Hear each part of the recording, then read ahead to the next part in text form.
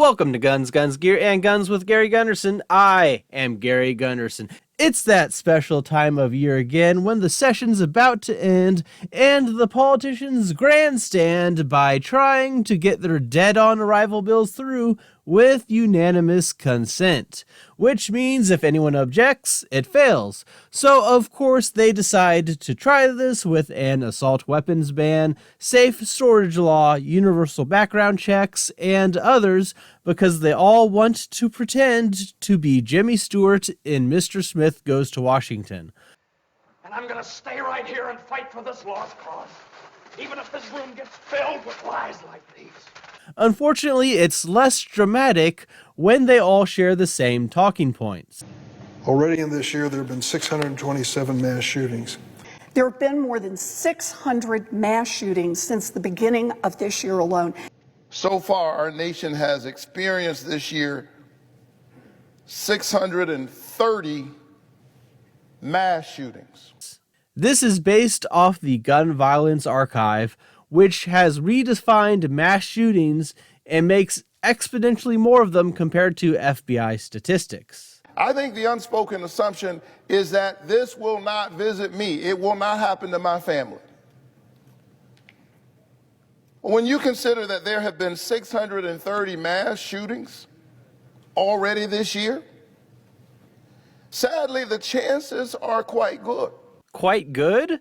This guy must buy lottery tickets every week and be confused how he hasn't won yet. Firearms are now the leading cause of death of children. The number one killer of our children, you should lock it up and keep it away from a child. We can't do that. Well, Merry Christmas, America. Aw, Merry Christmas, buddy. Of course, that stat discounts infants and includes adults 18 and 19. In other words, a lie. And we also take action today because of tragedies like the Long Island Railroad Massacre that happened 30 years ago tomorrow.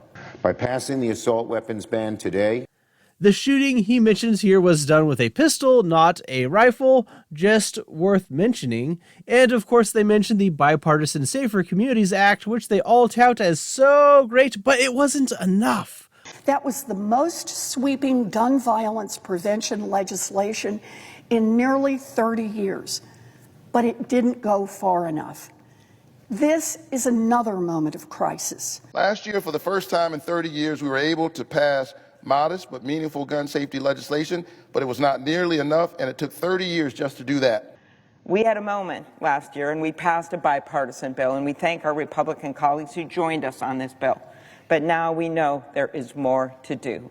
You never thought the Safer Communities Act would actually solve the issue. You were ready for more gun control before the ink was even dry.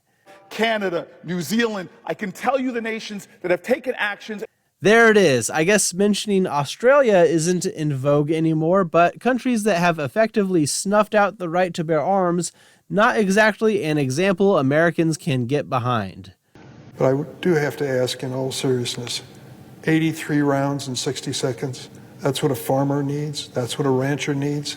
I think not. Depends on the farmer. I'm a lead farmer, motherfucker. And so when I look at these gun proposals, I always ask myself, would this proposal hurt my Uncle Dick and his deer stand?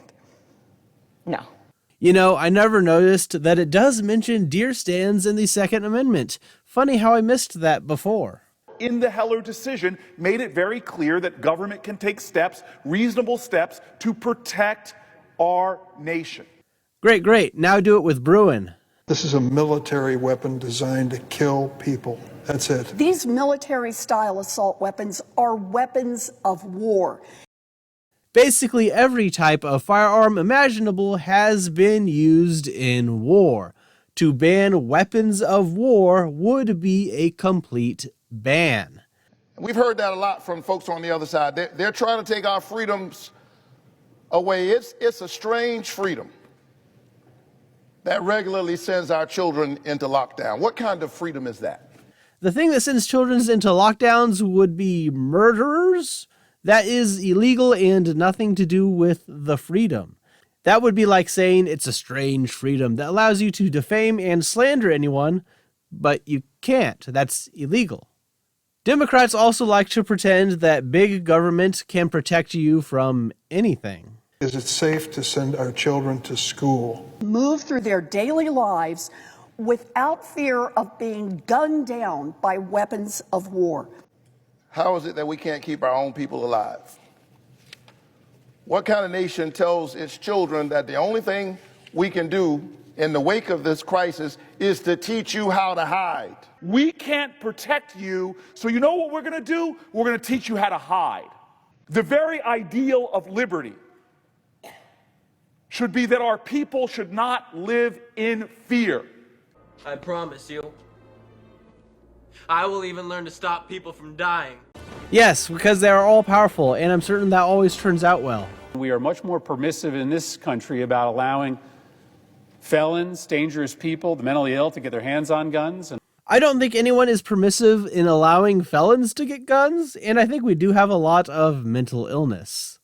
The criminals are going online and going to the gun store and going to the gun shows because they know they will fail the background check if they go to a bricks and mortar store.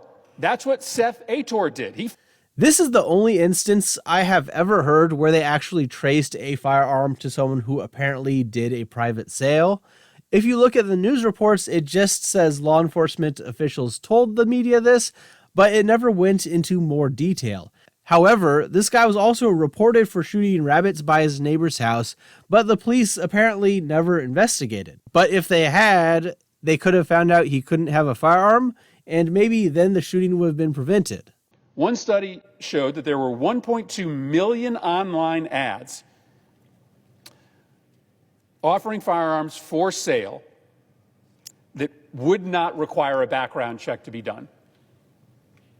That same study showed that 1 in 9 prospective buyers of guns online would not pass a background check. I am curious to see this study. I find it weird that they could even get this statistic. How could you possibly know? Buy the guns online or at a gun show, and then they drive them up to Hartford, Connecticut. Oh, please, no one wants to go to Connecticut.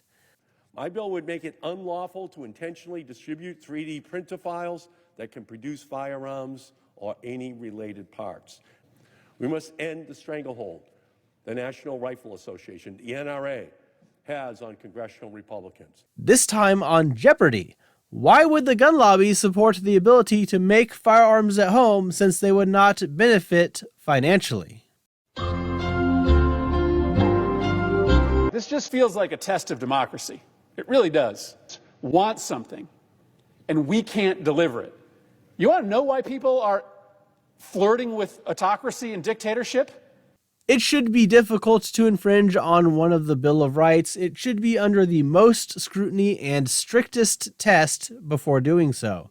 We are not a direct democracy. The Founding Fathers did not want that. Everyone knew none of these bills would pass this way, and they just wanted to give a little speech to feel good about themselves or put it in an ad. It's ridiculous, a waste of time, and the same lies repeated over and over.